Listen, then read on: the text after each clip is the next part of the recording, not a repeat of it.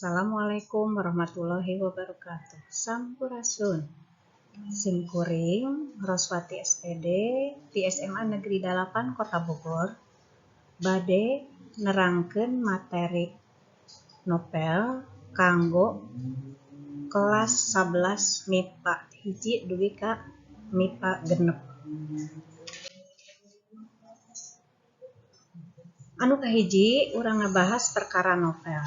Novel asalna tina basa Latin novus atau anyar artina robah jadi kecap novelus terus robah deui jadi novel. Novel nyaeta prosa rekaan atau fiksi panjang dina wangun lancaran tur alur caritana ngarancabang atau kompleks.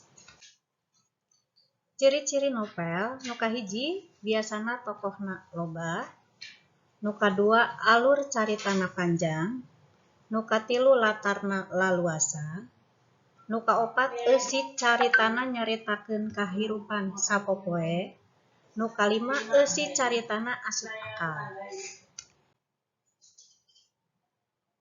Novel pangheulana nu medal dina sastra Sunda judulna Baruang Kanu Ngarora, karya Deka Ardinwinata tahun 1814.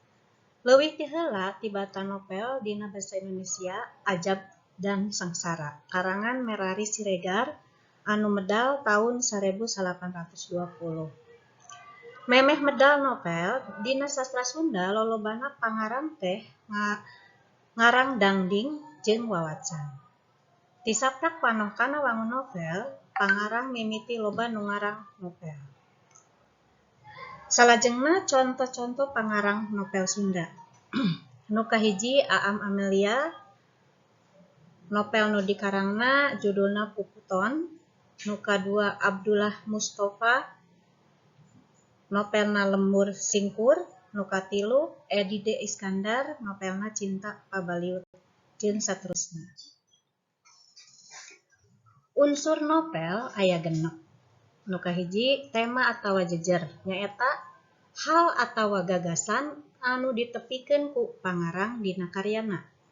Nu kadua palaku nyaeta tokoh anu ngalalakon atawa anu dilalakonkeun dina carita.